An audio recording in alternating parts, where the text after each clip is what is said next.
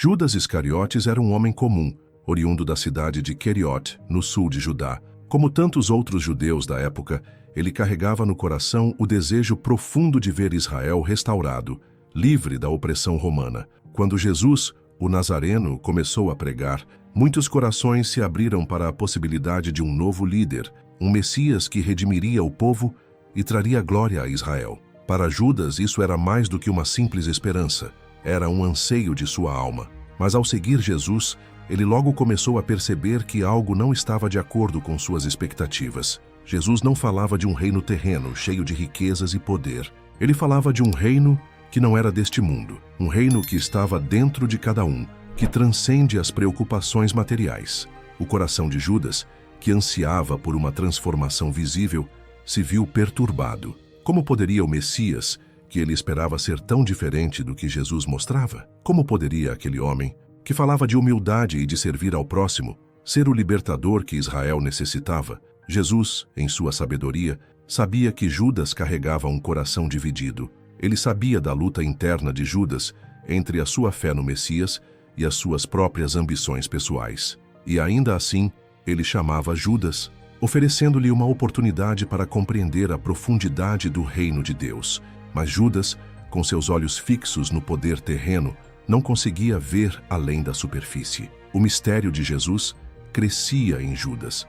Ele queria crer, mas as palavras de Jesus não se encaixavam no que ele acreditava ser o papel do Messias. Judas se via tomado por uma sensação de frustração crescente. O que o Messias realmente queria de Israel? O que ele realmente queria de Judas? A resposta estava além do que seus olhos podiam ver, mas Judas, preso em suas próprias dúvidas e desejos, não sabia que estava prestes a tomar um caminho que mudaria sua vida para sempre. A angústia de Judas não era apenas uma questão de desconfiança em Jesus, mas também de um coração ambicioso que não conseguia se render ao reino espiritual que Jesus estava pregando. Judas ainda acreditava em um Messias militar, político, e isso criava uma distância crescente entre ele e Jesus.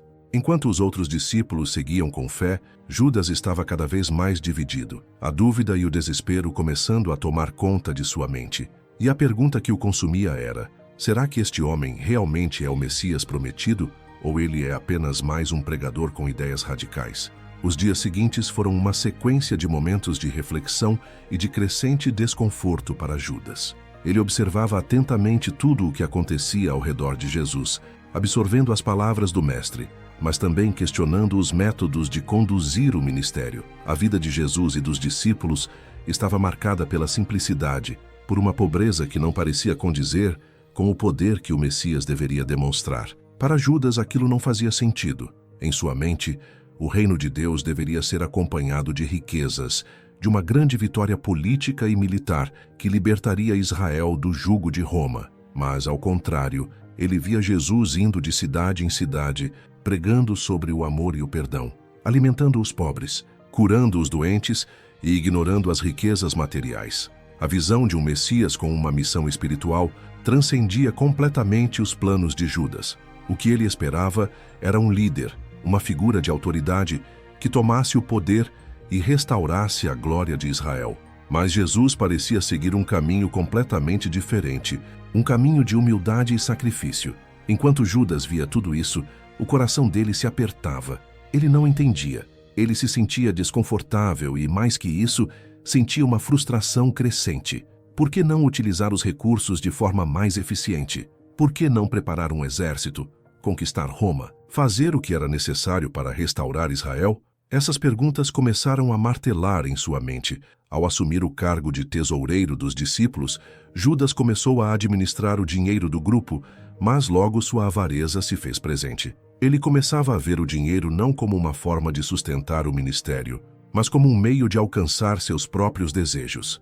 Ele observava a forma como Jesus e os outros discípulos gastavam o pouco dinheiro que tinham, sempre ajudando os pobres e sustentando os necessitados.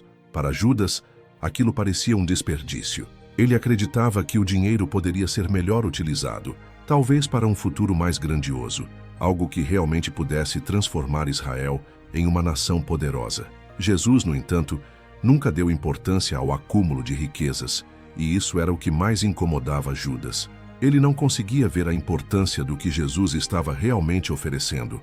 Um reino que não se baseava em poder, mas em transformação interior, em perdão e na salvação eterna. Ao longo do tempo, essa discrepância entre os desejos de Judas e as ações de Jesus se aprofundava. Judas, com um coração ambicioso e com sua visão distorcida do reino de Deus, se via cada vez mais frustrado.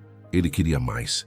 Queria mais do que apenas um reino espiritual. Queria algo visível, algo que o colocasse em uma posição de poder e influência. O amor pela glória, a busca pelo prestígio, começaram a corroer Judas por dentro.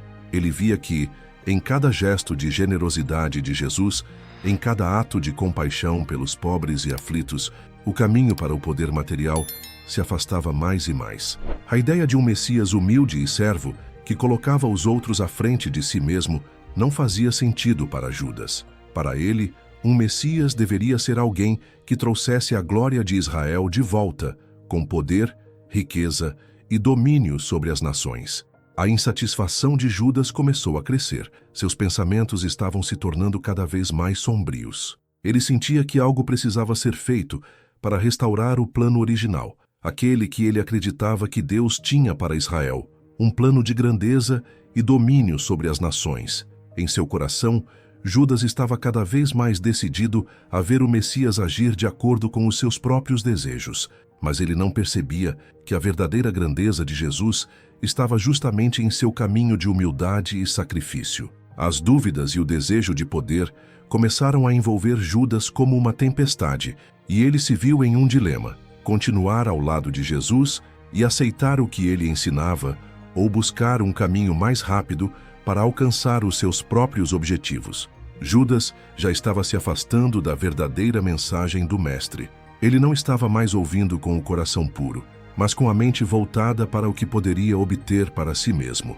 Naquele momento, ele começou a se perguntar se a traição não seria o caminho para forçar Jesus a agir de acordo com suas próprias expectativas. À medida que os dias passavam, Judas assistia com crescente desconfiança os confrontos de Jesus com as autoridades religiosas de Israel. Os fariseus, saduceus e outros líderes religiosos não eram mais vistos por Judas como os defensores da verdade e da justiça que ele sempre acreditou. Pelo contrário, ele começou a perceber suas ações hipócritas e corruptas. Estes homens, que ostentavam um poder religioso e político sobre o povo, estavam distantes da verdadeira missão de Deus. Para Judas, essa era uma revelação devastadora. Jesus havia iniciado uma revolução silenciosa. Ele não confrontava as autoridades de forma direta, como Judas esperava. Em vez disso, Jesus apontava a hipocrisia dos líderes religiosos e os desafiava com palavras que cortavam como uma espada. Ai de vós, escribas e fariseus hipócritas, pois vedes as pessoas como sepulcros caiados, belos por fora, mas cheios de ossos e de impureza por dentro. Essas palavras de Jesus, que denunciavam a falsidade e a corrupção da liderança religiosa, começaram a deixar Judas dividido. Ele sentia que o reino de Deus deveria vir através de uma ação mais direta, que purificasse Israel e a colocasse de volta em seu lugar de honra. As palavras de Jesus, porém, apontavam para um reino espiritual, algo que não se alinhava com a visão política que Judas tinha em mente. Jesus falava sobre humildade, arrependimento e transformação do coração, não sobre dominação política ou sobre uma revolução visível contra Roma. Para Judas, isso parecia um fracasso. O que ele imaginava como justiça estava sendo desafiado por uma perspectiva que ele não conseguia compreender. O desagrado de Judas pelas atitudes dos líderes religiosos, que deveriam ser os protetores da lei de Deus, foi crescendo. Ele queria justiça para Israel, mas via os fariseus e saduceus como um obstáculo, não como aliados.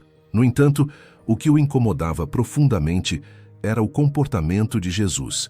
Ao invés de se opor diretamente ao sistema de poder, Jesus falava com uma autoridade que desafiava toda a estrutura religiosa existente, mas de forma não violenta, o que não atendia às expectativas de Judas. Ele queria um líder que confrontasse de frente o sistema, que expusesse e derrubasse aqueles que, na visão de Judas, estavam desonrando o povo de Deus. Judas, com um coração já marcado pela frustração, sentia-se impotente. Ele se via em um dilema espiritual e emocional, sendo puxado na direção de uma revolução pela qual ansiava, mas ao mesmo tempo, vendo seu mestre caminhar por um caminho de paz e perdão, sem qualquer sinal de um confronto direto com o Império Romano ou as autoridades religiosas. Ele queria um Messias que restaurasse a grandeza de Israel no mundo, mas Jesus estava preparando um reino que não era deste mundo. Ao longo do tempo, a revolta começou a se acumular no coração de Judas. A raiva contra o sistema corrupto estava se transformando em uma busca por justiça de acordo com os próprios olhos de Judas, e essa busca começou a entrar em conflito direto com a paciência e a misericórdia de Jesus. A separação entre as expectativas de Judas e a realidade do reino de Deus estava se tornando cada vez mais evidente, e o abismo entre eles se alargava. Foi nesse cenário de profunda inquietação que Judas passou a refletir mais sobre o seu papel. Ele começou a sentir que a solução não viria de Jesus, mas da ação dele próprio. Ele sabia que Jesus estava indo em uma direção diferente daquela que ele desejava, e a frustração tomava conta do seu coração. O conflito entre o desejo por uma justiça terrena e a paciência do reino espiritual que Jesus oferecia fazia Judas sentir que talvez estivesse em um beco sem saída. Ele queria fazer algo para forçar as coisas a acontecerem de acordo com sua visão. Jesus, por outro lado, continuava a pregar e agir como um rei, sem querer um trono terreno, sem exigir nada material. Judas começou a se perguntar se a única maneira de trazer Jesus à ação seria forçar os eventos. Foi quando começou a ser abordado pelos fariseus, que viam nele uma oportunidade de levar a cabo seus próprios planos. Na noite da ceia, um evento se deu que abalaria ainda mais os pensamentos já perturbados de Judas. A cena se passava em um ambiente íntimo, na casa de Simão, o leproso. Maria Madalena, uma mulher que todos conheciam pelas suas fragilidades e pela transformação que Jesus operara nela, entrou com um vaso de alabastro cheio de um perfume caro. Todos os olhos se voltaram para ela, mas foi Judas quem não conseguiu esconder sua indignação. Maria Madalena se ajoelhou diante de Jesus e, com um gesto de profunda adoração, começou a ungir os pés do mestre com o perfume. Ela lavava os pés de Jesus com suas lágrimas e os enxugava com seus cabelos. A cena sem dúvida era comovente, mas para Judas parecia um desperdício. Ele observava cada gota daquele perfume, cada ato de devoção, e a indignação crescia dentro dele. Por que este desperdício? Pensava Judas. Este perfume poderia ser vendido por um bom preço e o dinheiro dado aos pobres. Quanto mais não poderíamos fazer por aqueles que realmente precisam? Sua mente, já tomada por uma crescente avareza e uma profunda frustração com a maneira como Jesus conduzia seu ministério, não conseguia ver a beleza daquele gesto. Para ele, a adoração a Jesus estava sendo acompanhada por uma falta de pragmatismo. Para Judas, aquilo era desperdício, pura e simples. O olhar de Jesus, porém, não estava de acordo com o pensamento de Judas. Ele olhou para Maria Madalena com ternura, percebendo a sinceridade de sua adoração, enquanto Judas apenas via a oportunidade perdida de acumular algo material. Jesus, com a suavidade que o caracterizava, repreendeu Judas. Deixem-na.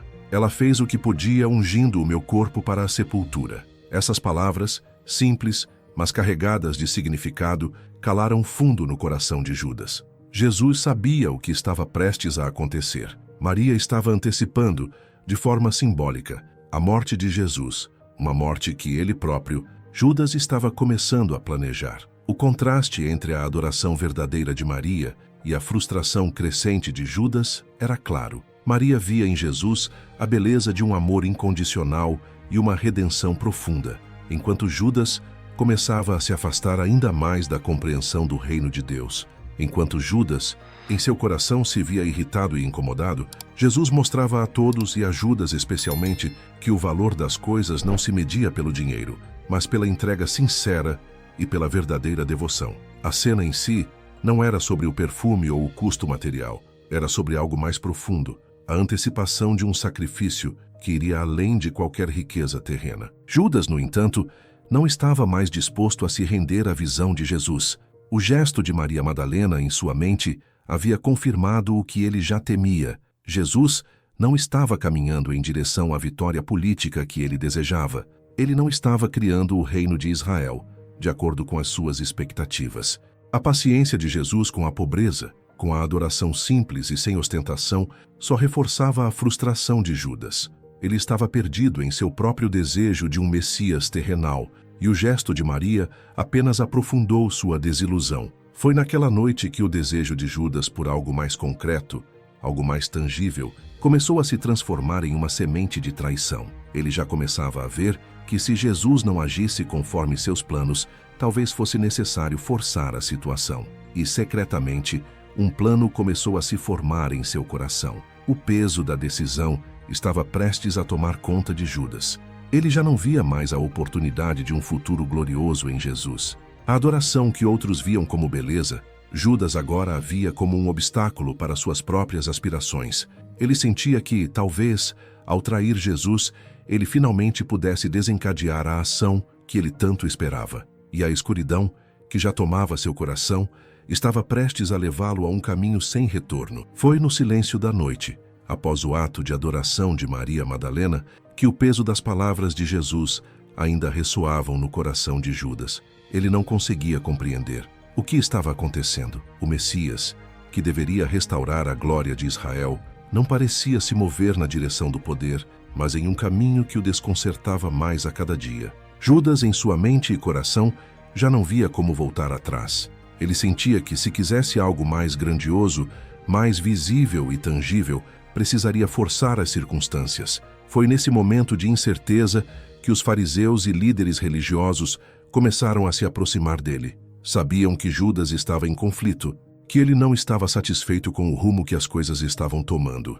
Eles viam uma oportunidade na inquietação de Judas e começaram a sondá-lo, oferecendo-lhe aquilo que ele mais desejava: poder e riquezas. A proposta era simples e direta: trair Jesus, entregá-lo aos líderes religiosos em troca de 30 moedas de prata. Para os fariseus, Judas representava uma oportunidade única de neutralizar Jesus sem se envolver diretamente. Eles sabiam que o discípulo estava descontente e viram ali uma chance de explorar essa insatisfação. No começo, Judas hesitou. A tentação estava ali, mas ele ainda não havia tomado uma decisão. As palavras dos líderes religiosos ecoaram em sua mente: você quer que Jesus seja o Messias? Então faça ele agir. Force a mão dele. Se ele é quem diz ser, ele fará a coisa certa. Mas, se você não fizer nada, continuará vivendo na obscuridade, no anonimato. A tentação do poder, da riqueza e da glória tomou conta do coração de Judas. Ele sabia o que a traição significaria. Ele sabia que estava planejando algo contra aquele que durante todo esse tempo fora seu mestre. Mas ao mesmo tempo, sentia que talvez fosse a única maneira de Jesus finalmente tomar a posição que ele sempre imaginara. Jesus deveria agir, tomar o controle da situação, demonstrar sua divindade de uma vez por todas. E se isso não acontecesse, então talvez fosse necessário empurrá-lo para isso. Com a proposta dos fariseus ainda em sua mente, Judas sentiu um tumulto crescente dentro de si. O desejo de poder e controle foi mais forte do que qualquer lealdade que ele ainda tivesse por Jesus. A dúvida, a raiva e a ambição o dominaram. Ele sentiu que a única forma de mudar o curso das coisas seria por meio dessa ação. O conflito entre o desejo de um Messias vitorioso e a incapacidade de aceitar a verdadeira missão de Jesus estava prestes a transbordar. No silêncio de sua alma, Judas começou a tomar a decisão que mudaria o curso de sua vida. Ele aceitou a oferta dos fariseus. 30 moedas de prata seriam suas, e ele entregaria Jesus a eles. O acordo estava selado. Judas não sabia ainda a profundidade da sua escolha, mas a escuridão já estava se infiltrando no seu coração, e o caminho da traição estava traçado. O momento de Judas estava chegando. Ele sabia o que faria, mas mesmo assim, o vazio dentro dele não desaparecia. Ele se via cada vez mais distante de Jesus e da visão do reino que o mestre pregava. O que antes parecia uma esperança viva, agora se tornava um fardo. Judas, ao olhar para Jesus, via apenas uma figura que lhe escapava das mãos, alguém que não atendia às suas expectativas. Ele se retirou ainda atormentado, mas sentindo que, de alguma forma, ele estava no controle da situação. Jesus, que falava sobre um reino espiritual e eterno, estava prestes a ser forçado a revelar a sua verdadeira natureza. E ao fazer isso, ele acreditava que Israel seria libertado e, talvez ele próprio encontrasse a grandeza que tanto buscava. A traição estava em seus planos, e com ela, um futuro incerto que ele ainda não compreendia completamente, mas que o levaria a um lugar de dor, arrependimento e perdição. A noite da última ceia chegou, e Judas estava ali à mesa com os outros discípulos, em meio a um ambiente tenso, silencioso, mas ao mesmo tempo cheio de significado. Jesus, em sua serenidade, sabia exatamente o que estava prestes a acontecer, mas os outros discípulos estavam imersos em uma atmosfera de despedida e perplexidade. Eles não entendiam totalmente as palavras de Jesus, mas algo estava no ar, um pressentimento sombrio. O mestre falava sobre sua morte iminente, mas ninguém, nem mesmo Judas, conseguia imaginar o que estava prestes a se desenrolar. Naquela noite, Jesus fez um gesto simples, mas carregado de significados profundos.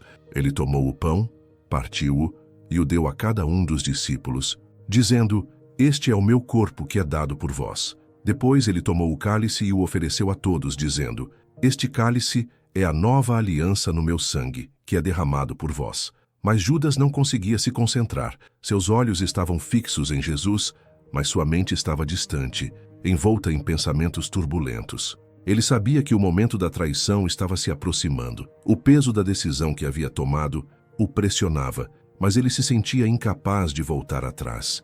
Ele queria, mais do que tudo, forçar Jesus a agir, a tomar o poder, a cumprir a promessa de redenção de uma forma que ele pudesse entender. Ele sentia que o futuro de Israel dependia disso, e que se não fosse ele a agir, as coisas nunca mudariam. Então Jesus, com uma calma impressionante, olhou para seus discípulos e fez uma declaração que fez o sangue de Judas gelar. "Em verdade vos digo, que um de vós me trairá." As palavras caíram como uma sentença no meio da mesa. Todos os outros discípulos, tomados pela surpresa e pela tristeza, começaram a perguntar quem seria o traidor. Judas sentiu o olhar de Jesus sobre si, mas não se atreveu a dizer uma palavra. Ele estava ali, entre os outros, mas seu coração estava em tumulto. O peso da traição era imenso. Foi quando Jesus, em um gesto de pura revelação, disse: "Aquele a quem eu der o pedaço de pão, esse é o traidor." Ele pegou um pedaço de pão, mergulhou-o no prato e o entregou a Judas. A cena foi carregada de um significado profundo. Judas, que esperava que ninguém soubesse da sua intenção, agora estava sendo marcado pela ação de Jesus. Ele sentiu que, naquele momento, Jesus já sabia tudo.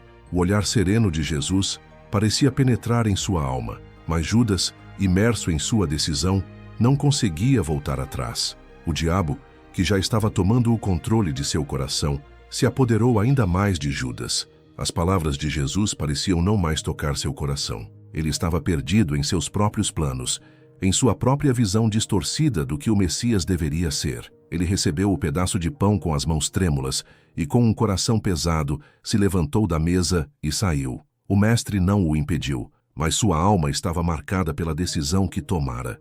Enquanto Judas se afastava, as palavras de Jesus ressoavam em sua mente: "O Filho do Homem vai, como está escrito a respeito dele, mas ai daquele por quem o Filho do Homem é traído. Melhor lhe fora não haver nascido." Judas sentiu o peso do que havia feito, mas o abismo entre suas escolhas e a verdade de Jesus parecia agora intransponível. Ele estava decidido, mas a dúvida e a dor começaram a surgir, embora tardias demais. Judas saiu da sala, e a noite estava ainda mais escura à medida que ele caminhava para concretizar sua traição. O caminho que ele havia escolhido estava diante dele, mas ele sentia um vazio, uma angústia crescente. Ele acreditava que estava fazendo o que era necessário, mas no fundo, sabia que havia algo errado. As palavras de Jesus, suas olhares, a paz que emanava do Mestre, tudo isso não fazia sentido agora. Ele se sentia perdido, mas não sabia mais como voltar atrás. A decisão estava tomada. O futuro de Judas estava selado. Ele não sabia, no entanto, que sua jornada para a traição o levaria a um destino de dor e remorso, um caminho sem volta. A noite do jardim do Getsêmani caiu como um manto pesado sobre os discípulos. O ar estava denso e a ansiedade pairava sobre os corações daqueles que seguiam Jesus. Ele sabia que a hora de sua paixão havia chegado e a agonia de sua alma estava visível. Ao se afastar um pouco dos outros discípulos, Jesus se prostrou em oração, angustiado pela iminência do sofrimento que o aguardava. Sua voz tremia e ele clamava: "Pai, se queres, afasta de mim este cálice. Contudo, não se faça a minha vontade, mas a tua. Enquanto isso, Judas se aproximava com passos pesados, sua mente cheia de uma mistura de raiva e arrependimento, mas também de uma determinação que o impulsionava. Ele sabia o que tinha que fazer. Ele se encontraria com os soldados romanos e os guardas do templo para entregar Jesus a eles. Tudo estava decidido. A traição se aproximava e a escuridão que já dominava seu coração se aprofundava. Ele sentia a presença do diabo em cada passo que dava, uma força maligna que o empurrava para frente, cegando-o para as consequências eternas de suas escolhas. Quando chegou ao local, ele encontrou Jesus que estava orando com seus discípulos, um momento de serenidade contrastante com o tumulto que se formava em seu coração. Judas, sabendo que o momento de sua ação havia chegado, se aproximou de Jesus.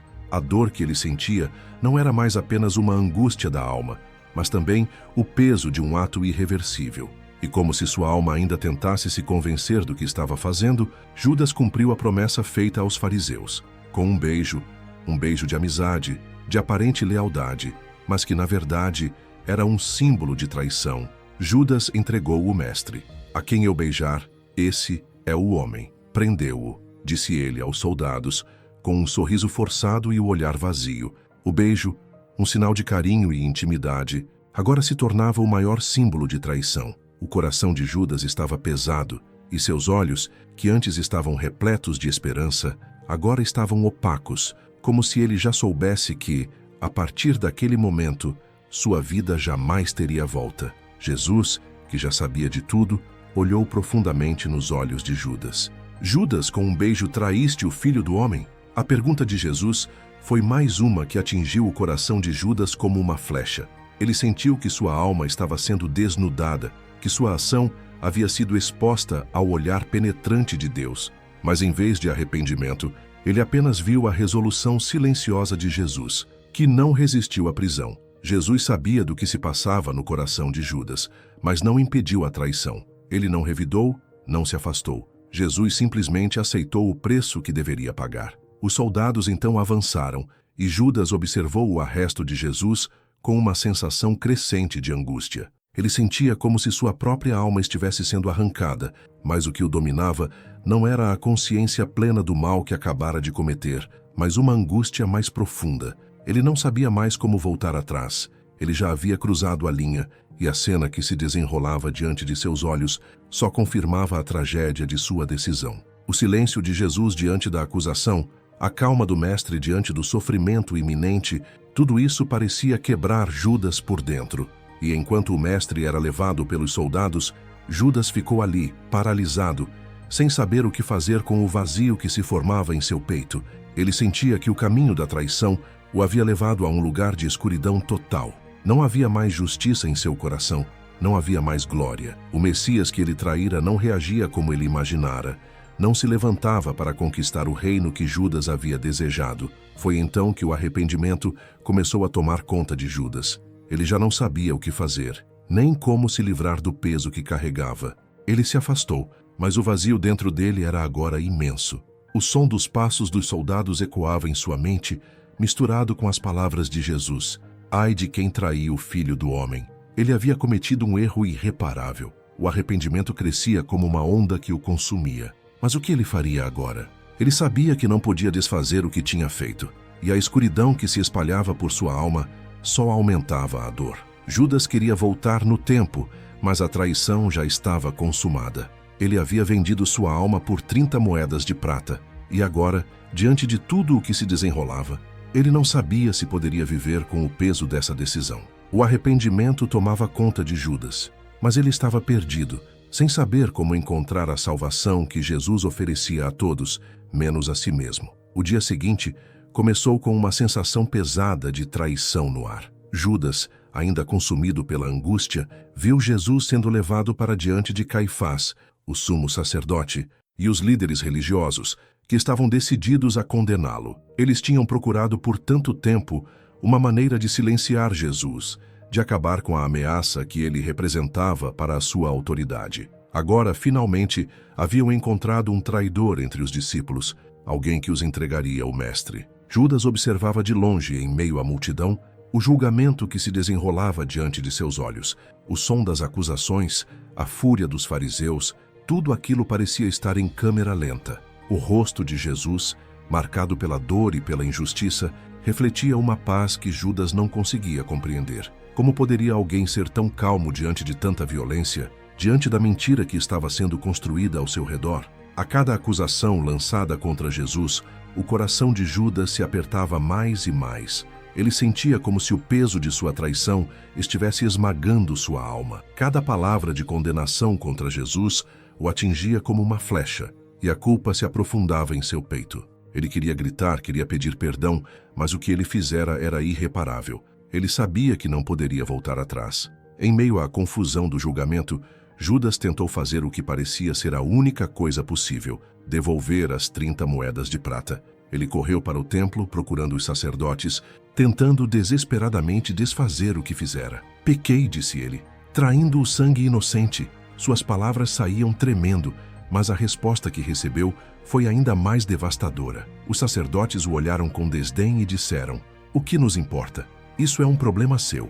Judas não entendia. Ele tinha tentado voltar, tentado fazer o certo, mas a culpa o consumia. As palavras dos sacerdotes soaram como um eco vazio em sua alma. Ele se sentia sozinho, isolado, abandonado, sem ninguém para ajudá-lo a carregar o fardo de sua traição. Ele já não sabia o que fazer, mas sentia que não havia mais saída. Ele havia destruído tudo. O peso da culpa e o vazio da perda invadiram seu ser, e em um impulso desesperado, ele jogou as moedas de prata ao chão, abandonando tudo o que agora parecia inútil. Ele já não podia mais suportar o olhar de Jesus, a calidez de seu perdão que ele nunca buscou. Ele estava perdido, sem esperança de redenção. Jesus estava sendo levado para a cruz e ele estava sozinho, afogado na dor de suas escolhas. Enquanto as moedas de prata rolavam pelo chão, Judas sentiu que sua alma estava sendo tragada pela escuridão. A dor de sua própria traição o impelia para um caminho sem volta. Ele sabia que não poderia redimir o que fizera. O peso do arrependimento o esmagava, mas também sabia que não poderia mais viver com aquela culpa. O sofrimento de ver Jesus sendo levado à morte, sem poder fazer nada para corrigir sua traição, o havia quebrado por completo. Consumido pela dor e pela desesperança, Judas se retirou para o campo. Ele não sabia mais como lidar com a verdade de seus atos, nem como enfrentar a solidão que agora o rodeava. Ele havia traído o Mestre, o Filho de Deus, e o preço disso não podia ser pago com nada. Não havia mais perdão para ele, ao menos não o tipo de perdão que ele desejava. Foi ali, no campo, onde a angústia tomou conta de Judas por completo. Ele não viu mais o caminho de volta. A vida que ele havia escolhido estava agora sendo consumida pela escuridão de sua própria alma. Sem saber o que fazer, sem qualquer esperança, ele tomou uma decisão final, e a tragédia de sua queda foi consumada de uma forma irreversível. Judas, consumido pela dor, pelo arrependimento e pela culpa, se afastou dos lugares conhecidos. O campo onde ele estava era vazio, desolado, tão vazio quanto sua alma. A solidão o envolvia, e o vazio de seu coração não parecia ter fim. Ele sabia que havia tomado um caminho que não tinha retorno. A tragédia de sua traição estava completa, e o peso de sua decisão o arrastava cada vez mais para a escuridão. A visão de Jesus preso e sendo conduzido ao julgamento martelava constantemente em sua mente. Judas não conseguia esquecer o olhar de Jesus, que mesmo diante da traição, não lançou uma única palavra de acusação, mas olhou para ele com uma tristeza profunda e silenciosa. O que havia acontecido com aquele homem, com aquele mestre que ele um dia seguiu com tanto fervor? Onde estava o poder que ele esperava ver? Onde estava a vitória sobre os opressores? Agora, tudo parecia vazio. Em seu desespero, Judas se viu diante da cruel realidade. Ele havia perdido a chance de buscar o perdão de Jesus. Ele sabia que a traição não tinha explicação que pudesse justificar o que fizera. Ele entregara ao Filho de Deus, o Messias prometido, por 30 moedas de prata. Uma quantia que agora parecia não significar absolutamente nada. O que ele esperava alcançar com isso? A realização de seus próprios desejos egoístas, a concretização de suas próprias ambições. Mas tudo isso agora parecia tão pequeno diante da grandeza do que Jesus estava oferecendo e que Judas jamais compreendeu. O arrependimento foi amargo e doloroso. Cada momento da sua vida parecia ter sido um erro, uma sequência de decisões erradas que o haviam conduzido até aquele ponto sem volta. O peso da culpa era insuportável. Judas sabia que não poderia fugir de si mesmo, de sua própria decisão. A solidão era total e não havia mais consolo. Ele procurou as moedas de prata jogadas no chão, mas elas não tinham mais valor algum para ele. O que ele comprara com sua traição agora parecia ser a perda de tudo o que ele realmente tinha: sua humanidade, sua alma, a possibilidade de salvação. A morte de Jesus, prestes a acontecer, foi o ápice de seu sofrimento. Judas observava de longe, com a alma atormentada, a crucificação do Mestre. Ele sabia que Jesus estava cumprindo o que ele havia dito, que estava indo para a cruz para salvar o mundo, mas não para um mundo como Judas o imaginava. Jesus estava cumprindo a sua missão de uma forma que Judas nunca poderia ter compreendido plenamente. Enquanto o corpo de Jesus se pendurava na cruz, Judas sentiu uma última onda de arrependimento e desespero. Ele sabia que estava distante demais para encontrar o perdão. Ele havia feito a escolha de se afastar, de seguir sua própria vontade, e agora o vazio de sua traição o consumia. A dor da perda de sua própria alma, somada ao sofrimento daquilo que ele causara a Jesus, o arrastava para um lugar onde não havia mais retorno. A morte de Judas, que se deu em um ato final de desespero, não foi apenas o fim de sua vida, mas o fim de uma esperança que ele nunca soubera alcançar. Ele partiu deste mundo sem encontrar a redenção, sem compreender que o perdão de Jesus estava sempre disponível para aqueles que se arrependem sinceramente, mas ele se recusou a buscar. A tragédia não estava apenas em sua traição, mas em sua incapacidade de se voltar para o perdão, de aceitar a misericórdia de Deus. Mas o peso da decisão de Judas ecoaria por gerações. Sua história, marcada pela traição, servia como um aviso para todos. O caminho do egoísmo e da ambição desenfreada não leva à verdadeira liberdade. Ele se afastou da luz, escolhendo permanecer na escuridão de sua própria alma. A tragédia de sua vida, de sua morte, era um reflexo da incapacidade humana de aceitar a graça divina, mesmo quando ela está diante de nós. O dia de Páscoa chegou, e o mundo parecia estar em silêncio.